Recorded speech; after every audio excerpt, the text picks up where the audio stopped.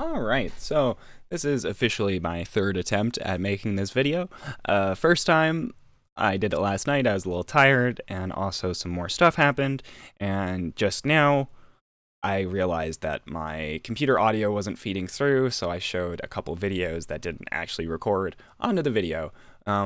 So anyways, we're gonna give it a good old college try once again. Hello, thank you for tuning in here to Abkadea's Coffee Time.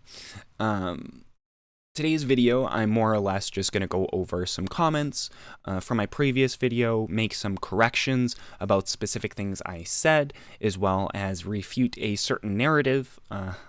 And additionally, I want to go over one news story at the end. If we have time, I'm going to try not to make this video very long, at least not over an hour. But that being said, let's get into it. So first off, a simple correction. When I was speaking about the US's ability to go to war with China over Taiwan, I had said in one of those sentences at the end, after I said it correctly several times, but I said the US going to war with Taiwan. Obviously, I would hope is pretty clear. It was just a bit of a slip up. Doesn't change anything about what I was actually saying. But I did notice it after I posted the video, so I thought I'd make the correction. Clearly, I should have said China in that instance, but oh well, what can you do? And then the next one is actually a message I got directly from this person, and they corrected me. One of my friends here, Timothy, corrected me that the line between Moscow and Washington wasn't actually established until directly after the Cuban Missile Crisis. And now, I'll be honest, I was just functioning under the assumption that direct lines of communication were created during the Second World War, as the United States and the Soviet Union were fairly aligned. But it appears not. It appears that line wasn't created until after the Cuban Missile Crisis. But I believe the point I was making still stands, is not having that direct line of communication between two of the world's largest nuclear superpowers isn't a good thing. It's not a positive thing. It is a very scary thought. It is a very scary thing. Breaking down of diplomatic relations between nuclear superpowers is not anything to scoff over. So, anyways, I'm now going to go over the comments on the video, some of which I'm going to go over a little bit more thoroughly than others, but without any further ado, I'm going to go over them in the reverse order of what they were actually commented in. So starting off with the newest comment first and the oldest comment last, just because I think that works best for the flow that I want to have for this particular video. So first off, Mixed Lives Matter MLM said, listened all the way through, pretty much spot on as far as I can tell. Thank you. Do you follow Colonel Douglas of Clan Macgregor? His ideology is filth, but not relevant. Militarily, the dude seems to be able to read and analyze the chessboard as good as anyone out there. Pretty much rolls his eyes, appears to be very tired, and essentially be like, nah, this is insane, and the West is fucked. Yes, I have absolutely heard of Douglas Macgregor, and one of the videos that I'm actually going to be showing, now that the audio is correctly working, is a video specifically of Colonel Douglas Macgregor on Judge Napolitano's show. I believe I'm mispronouncing that a bit, but yeah, so I'm going to be referencing that clip in response to the next comment, actually. So the next comment comes to us from IMAX Digital, a reputable source for any geopolitical matters, I'm sure. But they go on to say, how on earth you don't believe the US is prepared for war is beyond me. Also, war with China isn't really likely. Could happen, but not likely. And if it did, the US and its allies would obliterate Russia and China. Fuck yeah, America! Is basically what I just got out of that. It's the whole meme that's like, oh yeah, fuck with America and you find out why we don't have universal healthcare. We have F-16s instead. Sorry, I didn't mean to get that derogatory about it, but let's go point by point over that. How on earth do I not believe that the US is prepared for war is beyond you. So I don't know if you were perhaps watching another video and just accidentally commented on mine, but as I made that specific comment, I was actually going over a study from a United States government-funded think tank that focuses on these matters. And they said having all the possible data available to them of what's in US stockpiles, what US allies have, they said the US will run out of long-range missiles in a week. You tell me if that sounds like you're prepared for a war with possibly the largest superpower on the face of the planet. Tell me what part about that says prepared. But don't listen to me. Feel free, you can listen to people like Douglas Macgregor, like Scott Ritter, which also I'm going to reference a video of, Brian Berletic, all these former US military that have experience, knowledge, and have been analyzing this conflict since the escalations heightened in February of 2022. Or you can look at perhaps the British, German, French, and even American current generals that have said several times the American industrial capacity, especially in terms of arms manufacturing, has been depreciated, has been dilapidated to the point that it pales in comparison to that of the Russian and the Chinese. It's not even close to what the US is capable to crank out on a regular basis and what Russia is able to crank out on a regular basis. And while I don't have the exact numbers for this, I know the estimation is that with some gearing up of manufacturing capacity, the US might be able to get to manufacture 15 Abrams tanks in a month. Whereas the Russians can manufacture stuff like the T-92 main battle tank, and they can produce that to a significantly higher extent, to the tune of, I believe it's almost 100 tanks a month. And feel free to correct me if I'm wrong on those specific numbers, but I know I'm not wrong on my overall point that US military industrial capacity pales in comparison to that of Russia. But, I mean, if you want to go more specifically, you don't want to take my word, you don't want to take the word of former US military, why don't you take the word of, again, CSIS in the specific War Games report that they made? So while I'm not going to go over that report as it is quite expansive and quite long, the first important thing to note is that CSIS is a think tank. It is funded by a lot of the US military-industrial complex. It is their prerogative. It is in their best interest to produce a report that can convince US politicians and the US public that war with China is not only possible, but that we are likely to win that conflict. And yet, I'll have a link below for you to go through it yourself.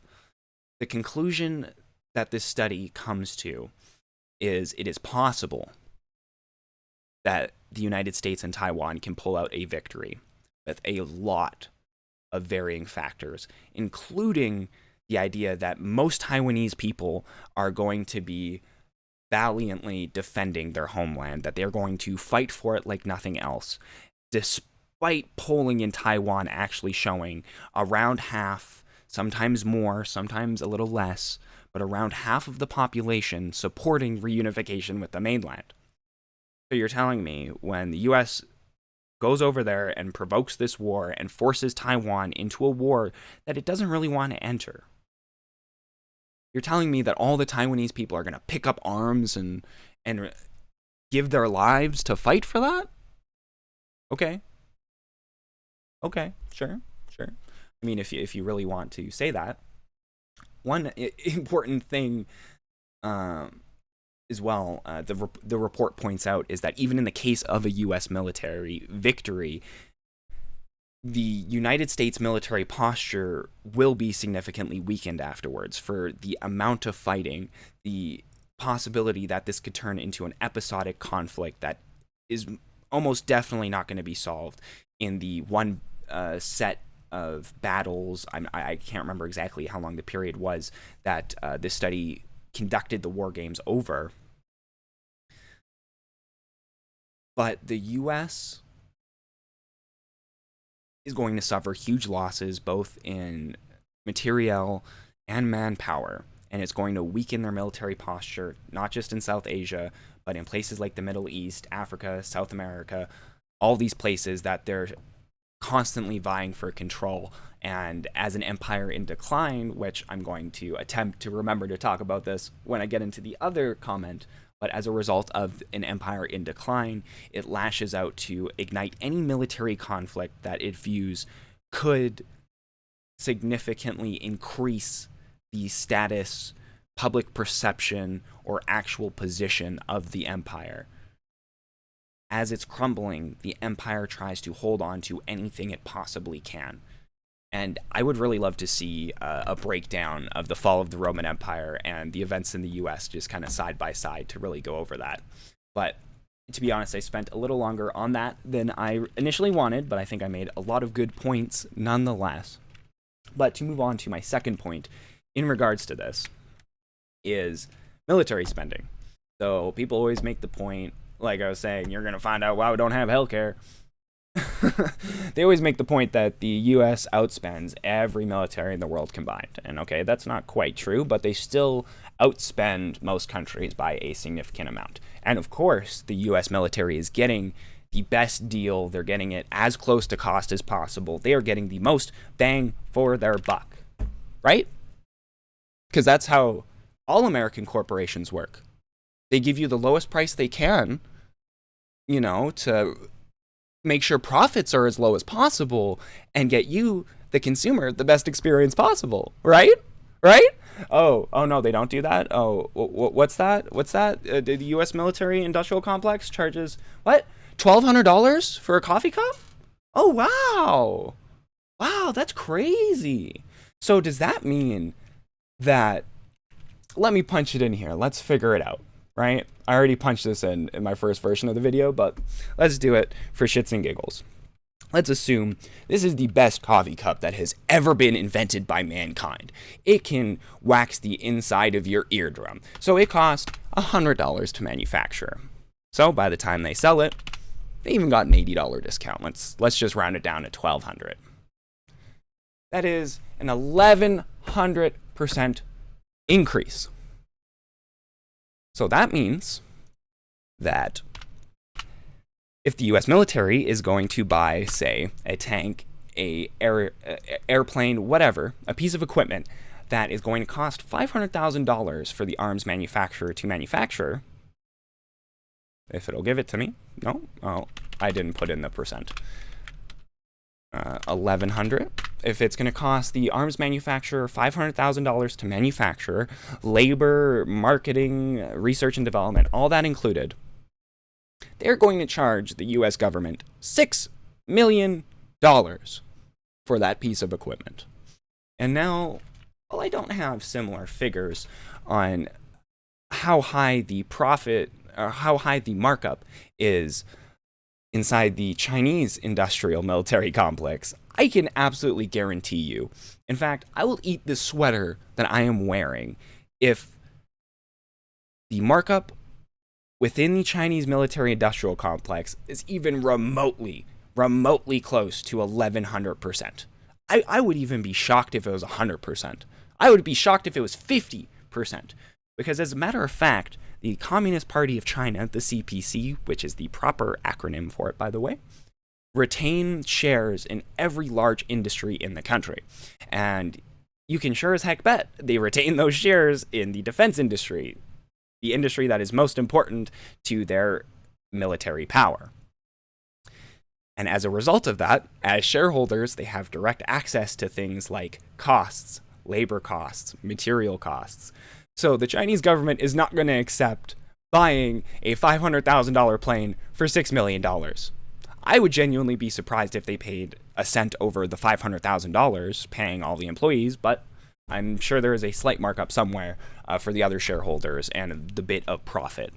But at the end of the day, when you're taking this, if we just bring up a calculator here, because I'm so bad with arithmetic, and I'm probably going to do this wrong anyways. Calculator went over here. So if we take Hopefully I can remember the math I wanted to do. That's the thing about doing these videos off the cuff. You forget exactly. Okay. So that means I got the direction I'm going in. All right. So that means if the U.S. is spending $685 billion, that makes it a million. That would make it a billion. You can divide that by 1,000. I may have did that a bit wrong. So let's, like I said, I'm terrible with arithmetic, but let's do that again and divide it by 100. Pretty vast difference in what the actual spending power is to what they are getting out of it. Even if I'm being the most generous with the arithmetic and that coffee cup, we're saying that coffee cup is just one of the only examples of the U.S. military-industrial complex grossly cranking up the profit margins. So 10, right? 65 billion, half of what China is spending. So even if there's only 100% markup on the equipment that is manufactured by the military-industrial complex, the United States still isn't even close to China in actual terms of the physical equipment, the physical manpower they could put on the ground. And that's why the U.S. is struggling to get to about 140,000 artillery shells produced in a year, and why the Russian military is already producing, not military, but military-industrial complex. That's why they are already producing 3.4 million a year. So, I mean, feel free. You don't have to believe me or take my word, but tons of articles there, tons of sources. And one thing I guess I'll just point out quickly here as well. If the U.S. goes to war with China over Taiwan, it is very, very, very, very unlikely that they are just going to war with China. Well, the Russians may not directly intercede with boots on the ground. The Chinese and Russians already cooperate a lot militarily. And I can tell you, as a matter of fact, CNN isn't publishing this article out of nowhere. It's not a coincidence that we had this rhetoric come out about how we have to tone down the war in Ukraine, and then right after, we had this rhetoric come out about how there's this incoming war with Taiwan, and now it's coming out that, oh, it's both China and Russia, so it's actually both things at once. We need to do both things. And one great factoid to factor into all of this as well is I'm just going to show you the source document that I assembled for this. These are all numbers I found on Wikipedia. Feel free to verify them yourself. Look them up yourself. Important to note, the Russian numbers were updated as of this year. But as you can see, the U.S. shows a total of, between active and reserve combined, a total of 2.2 million troops. China shows 2.5. Russia shows 3 million. It is conventional military strategy that an attacking force should outnumber a defending force 3-1, especially on home turf, when that defending force has had years, decades to build up its defenses, to build up its specific strategies. And you're telling me that the U.S. military at the size of 2.2 and the Chinese military outnumbering it by about 300,000 soldiers, you're telling me that force is going to bring down the PLA, the People's Liberation Army, even if we're not counting the Russians getting involved? And sure, factor in the amount of troops Taiwan has as well, but you're still not getting anywhere close to 3-1. So, I mean, the possibility of the United States obliterating China, I don't know if that's really possible. And to be quite frank, I don't know if this individual actually occupies the same universe that we do. I'm convinced with some of these people and some of these commentators, Western analysts, that they actually occupy an alternative reality. I may have said this in my last video, but an alternative reality where Ukraine has done nothing but destroy the Russian forces. They haven't lost an inch of ground. They've destroyed every Russian tank that's ever been manufactured. They've killed every Russian soldier that has ever been enlisted. And Ukraine is poised to destroy Russia and march on Moscow any day now, right? This is genuinely what these people believe. Like, I may be being a bit hyperbolic about it, but that's genuinely what they believe. And again, that brings me back to my statement: war is war, and time will tell. And now, as kind of a conclusion to the response to this comment, I just wanted to go over two specific clips, again, from Colonel Douglas Macgregor and from Scott Ritter. So we'll just go over them one by one, and then I'll give a bit of my commentary at the end. But without any further ado. We have 100,000 troops in Europe. And of that number, I'd be surprised if we have 40 or 50,000 combat troops. That means the soldiers, sergeants, lieutenants, captains who actually go in and shoot people. In other words, most of that is still support. And we don't have that much artillery. We don't have that much in the way of immediate indirect fire support. We're in no position to do it. We could bring in more Poles. They could bring in a couple of 100,000 Poles to fight, but they're not going to be adequately armed to take on the Russians, and they're not going to be adequately trained. So it's sheer lunacy. But again, you've got to go back and understand how this began. At the beginning, Putin sent in a very small force and gave them very specific instructions that they were not to kill civilians, they were not to damage infrastructure, because he was simply trying to demonstrate the seriousness with which Russia viewed what we were doing in eastern Ukraine by building up this dangerous force against them. Well, it took 2-3 months. He finally figured out no one is going to negotiate with us. No one cares to. In the meantime, we reached the erroneous conclusion that, see, look, the Russians are weak. The Russians can't cope. The Russians are no threat. We can beat them. Well, that was the wrong conclusion. And what we're seeing happen right now is a massive expansion of Russian military power on a scale that we have not seen since the Cold War. And this is going to be a permanent expansion, a large and powerful force. The 700,000 plus that are around Ukraine right now are a brand new force, a brand new army. This thing is poised to do one thing: annihilate whatever is in its path. It will do that. However, so he does go on to speak a bit more, but I think that gets across the general point that I'm trying to here. Colonel Douglas Macgregor, an individual that has had experience in previous conflicts, has seen how the U.S. conducts its military operations, who has direct connections still to the U.S. Defense Department, tends to disagree with you, sir.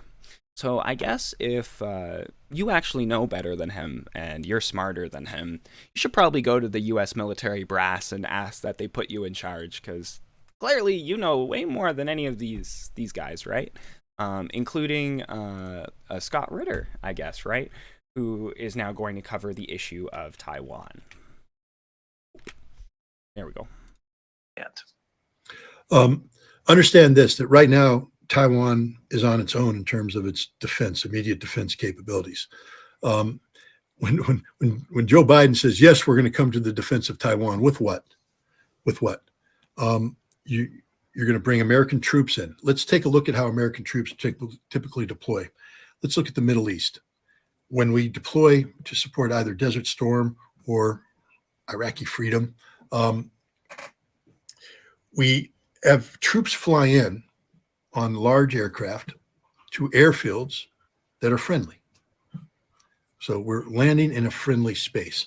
The troops can come off the airplanes, load onto buses, and then be driven to a port facility, which is again friendly and allows American shipping to come in without any opposition to offload all the equipment. And then we get to sit there in a logistical base, marry up with the equipment, make sure it all works before we organize into our respective forces and move out. That ain't going to happen in Taiwan, because as the ship comes in, it will be sunk somewhere around 200 miles off the coast of Taiwan by a Chinese hypersonic missile. As the airplanes come in, they will be shot down by Chinese air defense systems that reach out and touch anything over Taiwan. Our fighter airplanes, what, are they going to launch from the carriers? First of all, how close can the carriers get without being sunk? Because they will be sunk if they get too close. So what? We're going to keep the carriers way out here, launch our fighters with some air refueling capability so they top off and able to extend a combat air patrol over for how long? Because they're sucking up fuel. One dogfight and they're done. They're going to crash in the ocean. They're out of fuel. And all the Chinese have to do is shoot down the tankers and we can't get back to the carrier. That's stupidity. And the same thing with planes flying out of Japan. Take off. Again, they require fuel, and dogfight uses a lot of fuel. And if you don't have refueling capability there, but the refueling capability in order to protect it is going to require its own combat air patrol. Now, we tend to practice that nowadays by throwing out 40 airplanes, and we put 12 out there. Then we have 30 airplanes doing the tanker protection, all that stuff. And the Chinese are going, that's all you got, because that's all we got. Well, they're going to shoot down those 12 because they're going to hit them with about 200. And they're going to bring the remainder of those 200 over here, and they're going to take out these guys, and we got nothing left. That's just... So I think that more or less covers what I wanted it to cover, and that's the specifics around going to war in the Taiwan Strait against China. A couple addendums I wanted to add to that. In the war game study specifically, you can see Brian Berletic's video about this specifically. He goes over it, but the U.S. could use the Philippines as a staging ground. There was just recently an agreement signed to host U.S. military bases in the Philippines. So that is a possibility that could throw a bit of a wrench in this, but basically what he's saying, what Scott Ritter here is saying, still stands true. The second thing I would point out is the hypersonic missiles that he mentioned, that, by the way, to my knowledge, the United States currently doesn't manufacture or have any deployed. The U.S. is absolutely defenseless against them. They have no defense. In this article, they're talking about maybe using infrared lasers to maybe shoot them down or distract them, whatever. That's a very far-off solution. That's not going to be deployed on the battlefields anytime soon. It's not going to be deployed by 2025. And then the last thing I want to say is, in that particular comment, he says, war is not likely. And, well, U.S. military officials are coming out and saying, war is very likely with China by 2025. I don't believe that they even think that's because that's when the Chinese will provocate and start the war, but they know that that's the time limit that the U.S. has to even have a chance at matching the military and industrial capacity of China. But those people, several of them have said it's very likely. So again, Mr. IMAX Digital, I think you need to approach the U.S. military brass and explain to them that you know far more than they do, and you should actually be running the whole operation, unless you're just full of shit. Either one.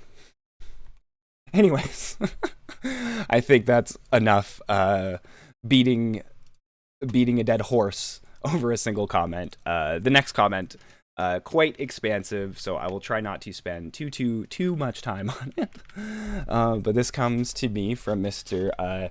Thomas Terrence. He makes a comment about how I follow Alexander McCurris and Brian Berletic. But anyways, goes on to say, regarding what Jens Stoltenberg said, I don't think he meant that Russia would be rolling into Paris or London, but rather I think this reflects the wider understanding that this is a conflict between global systems. There's been open talk about the war being for the survival of the liberal world order. So, yeah, well, I definitely agree. There has been open talk about this war in particular, and particularly a Russian victory, causing a threat to the liberal world order. But I don't really think that's the context that Mr. Stoltenberg is trying to assert this in. I think it's more so in the context of trying to insinuate that if we don't set the precedent now that the West stands up to colonialism and foreign invasion, then this is just going to allow Russia and any country that wants to invade any country they want to. Like, I think that's more so the narrative that Mr. Jens Stoltenberg was at least trying to portray to the public. Maybe internally, or the actual subtext of what he was saying wasn't quite that. But that's where I was coming from as I was making that comment. I guess I should have phrased it a little bit differently, but that's why I'm here, to make these corrections. But continuing on with the comment here, I think people get much too caught up in territorial control. I absolutely agree. When Ukraine grabbed territory in Kharkov, the Russians basically pulled out and preserved their forces. In Kherson, the Ukrainians occupied the city without a fight because the Russians withdrew east of the Dnieper. General Sorovikin was among those who early on thought that taking Kherson wasn't a good idea, logistical issues, etc. And I mean, it's pretty easy to see if you look at a website like liveuamap.com, a pro-Ukrainian source, by the way. You can see pretty plainly that maintaining control over Kherson city, even for the Ukrainians, is difficult. The proximity to Russian artillery and to Ukrainian artillery is just far too close to actually maintain operational control over the city.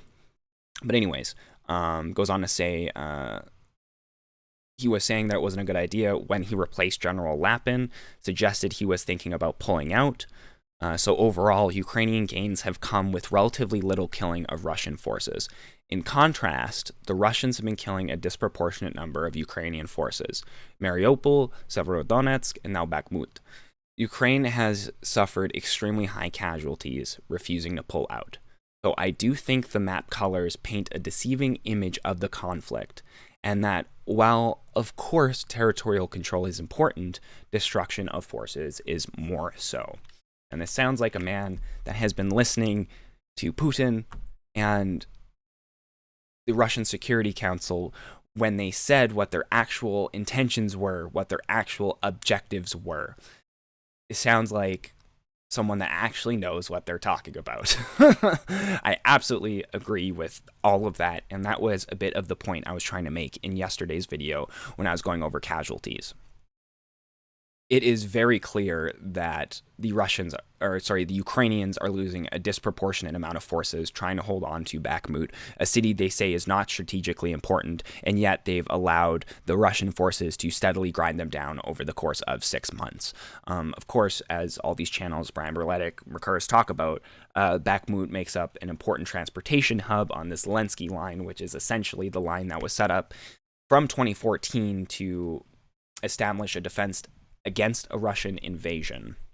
But apparently, past that line, there are not as many defendable positions as there are along that line, positions that have been built up for 8 years now. So, yeah, I definitely agree with all that. But on to the next point you were making. In response to my comment on alliances, I think it's fair to say that NATO is the most powerful military alliance. China doesn't do military alliances, and that makes it easier for them to have more flexible relations with countries that normally hate each other. How would the vital China-Pakistan relationship be affected if China and India were in anything remotely resembling a NATO-style alliance? So we should be somewhat careful in thinking of the non-NATO bloc as comparably unified as its Western counterparts. So I absolutely agree. I should have maybe classified what I was saying a bit. But I think what I was trying to counter is the narrative that NATO and Western militaries are this insurmountable beast, this immovable force, that they are absolutely something to be reckoned with, that they will decimate anything in their path. I was trying to counter that narrative a bit, but yes, they are definitely technically the strongest military alliance. Once you consider, although BRICS isn't an military alliance, obviously when you maintain close economic ties like that, a major disruption like an invasion of Taiwan and what that would actually cause for the South Asian economy would lead the Indians to be very interested in the resolution of that conflict. Whether or not they pick a side or they offer diplomatic or monetary or military support to either side, that's a different question. But I was just trying to make the point that I don't know if NATO is really the strongest force or the strong force that it used to be. I really don't think it is, based on everything we've seen in this video, what British, French, German, and American generals have said. I don't believe it. But anyways, to continue on with the comment. Notice how these RAND and CSIS reports all advocate high-precision missiles, but not the sort of basic, simple armaments that the Ukraine war showed is still vital. High-intensity warfare is back. Artillery is vital. The US is being outproduced, yet it's high socially necessary labor time components that these think tanks are calling for. Is it possible that these groups are just trying to get more congressional contracts to produce weapons for profit rather than to win a war? I don't doubt that the military-industrial complex would love to win the war with Russia and China, but they're incentivized to make it as costly to the taxpayer as possible. That in itself creates new contradictions. Absolutely, fully agree. It is a great point you're making. I want to try to relate it a bit back to the point I was making about empire and an empire in decline. Of course, the U.S. defense industry has always relied on the American taxpayer, but to the degree in which it's done that and the amount it is cranking up prices, marking things up, has steadily increased over the past few decades. And that is a result of a system that relies on infinite expansion existing on a finite planet with a finite amount of resources and a finite number of people. There's several pieces of writing about imperialism that go into the idea that once an empire is in decline, it'll actually start to turn its oppression inwards, where before that point, it was oppressing foreign populations, most likely of the global south, to maintain a high quality of life for those inside of the imperial core. But once the empire starts to decline to a certain point, it doesn't have anybody on its periphery that it can continue to exploit. So it has to look inwards. And that's effectively why, especially over the past couple years, like you're seeing price gouging, inflation, these policies, you're seeing everything that is against the working class just almost expand exponentially. They're doubling down on everything that they've ever done that has been anti-working class. And that is not an accident. Well, the sanctions regime against Russia did impact global oil prices quite a bit, and in turn result in net price increases. And it seems like no corporation wants to admit that, or they may not even be allowed to admit that. Most of them just say increased shipping costs. So that is, I think, why we're seeing a lot of that happen. Anyways, back to the comment. Hopefully I'm not too scattered here. But almost at the end of the comment here. Regarding the West's inability to accept defeat, it may decide to continue to wage an economic Cold War and basically pout over its loss rather than come to the negotiating table. That's fine with me. Rate of profit is going to keep declining regardless of how long it takes the US to talk. Though, of course, the falling rate of profit may bring about an intensification of Western efforts to control Africa. Absolutely agree. Empire in decline needs to find someone to exploit, someone to oppress, someone to accumulate wealth from. And, well, they are doing it to the American working class. They are going to try to do it to as much of the global south as they possibly can. The main point I wanted to make about this is I would love for this war to result basically in the West giving up and then them just pouting because they didn't win and keeping the sanctions on Russia.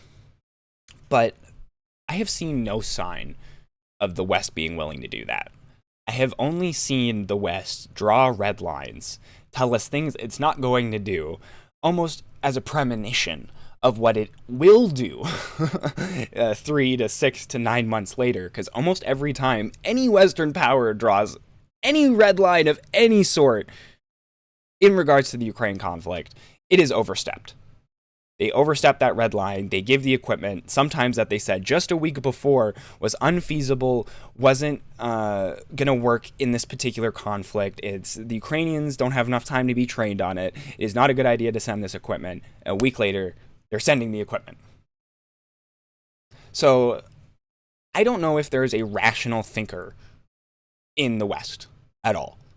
Like, I don't know how exactly it got to this point. I know, I think I talked about this in my video with Dylan Daniels, but specifically the CIA, Larry Johnson talks about this on the Duran, but the CIA used to be divided between the operational and the analytical sector, and once those got combined, it essentially turned into a propaganda wing for the U.S. State Department. So instead of analysis influencing operational decisions, it became U.S. foreign policy influencing analysis that then influenced operational decisions. So the U.S. State Department, U.S. senators, the U.S. military-industrial complex wanted to do something, needed a justification, asked them to give them that justification, and that's how we got where we are today.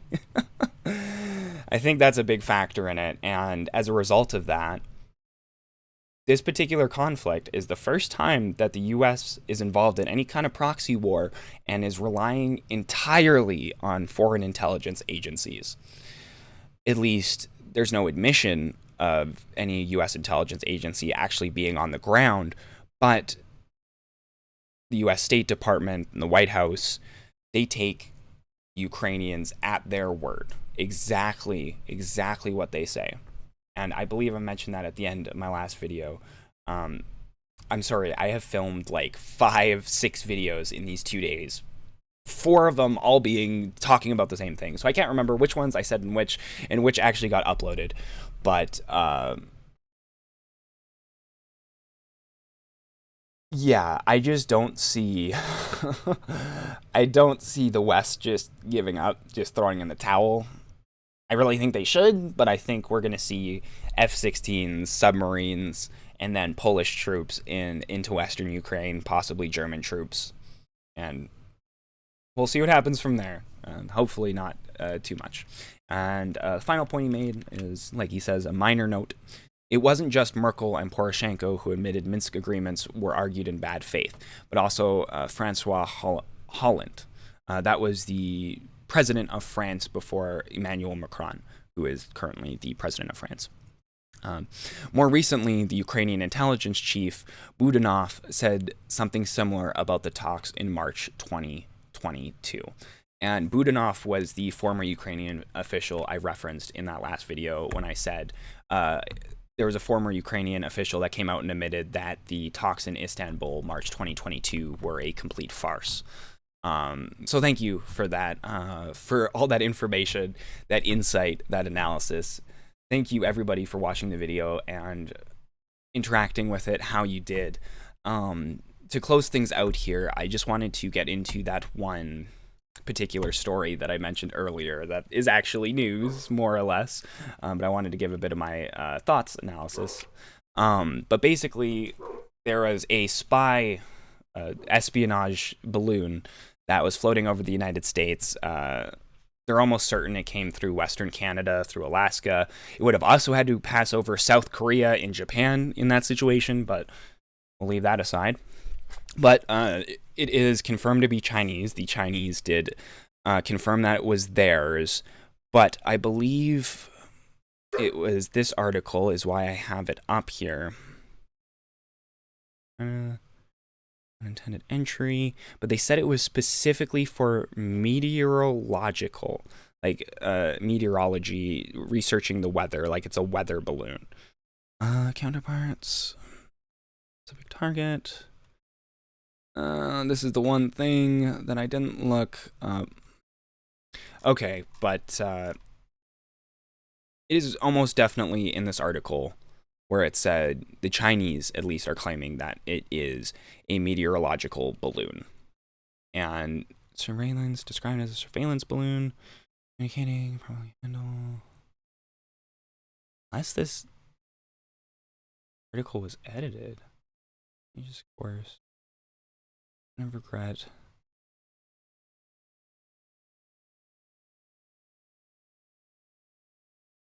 Not the US. Canada. I swear to God, the whole reason I clicked on this article was specifically because it said, the Chinese said it was a meteorological balloon. You know what? We can Google this together. But mainly the comments I wanted to make on that. One, it's pretty rude when someone violates your airspace. Hey? Right? You know, when someone just comes unannounced into your airspace and oops, right here, see? As China claims balloon was for meteorological purposes, and that is literally the article I had up. Oh, okay, I guess it was just in the subtitle. I thought it would have actually been in the body of the article, but you know, why would you expect Western journalists to actually be thorough in their work? Anyways, so number one, yes, is this big event. We have to cancel Blinken's visit to China because the Chinese violated American airspace. Well, good thing the Americans don't fly over the South China Sea.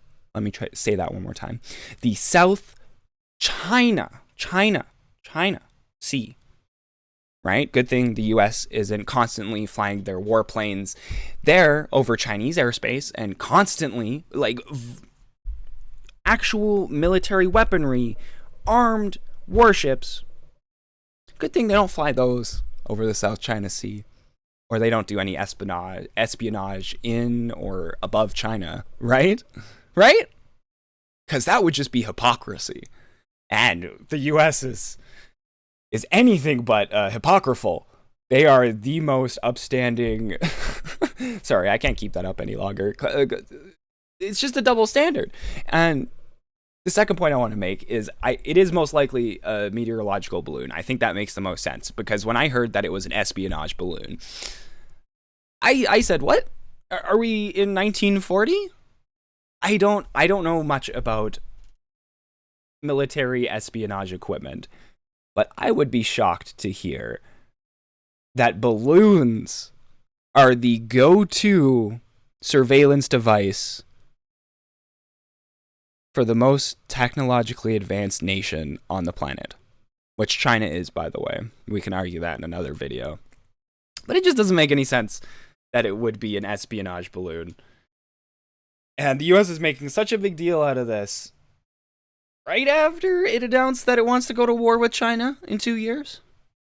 That's a lot of coincidences. That's a lot of things just happening exactly in America's favor. But I guess half of being good is being lucky, right? Anyways, that's all for me today. Again, thank you for tuning in. Thank you for paying attention for 50 straight minutes. I will have another video going up tomorrow unless there's some kind of development or more comments that I feel warrant an entire video. The video that is going up tomorrow is already filmed. It is not based on this topic. It is completely different, and I hope you will enjoy it nonetheless. Finally, I wanted to say thank you to the some 25 people that have subscribed. Even if it's out of pity, I appreciate it nonetheless, and the almost 300 people that watched the video from yesterday. It has really encouraged me to keep doing this, even if that is as far as it goes, is 25 people tuning in, and occasionally maybe 100 or 2 more. I'm more than happy with that, because this is a good bit of fun for me. Other than that, I guess I'll see you later, and have a gooder.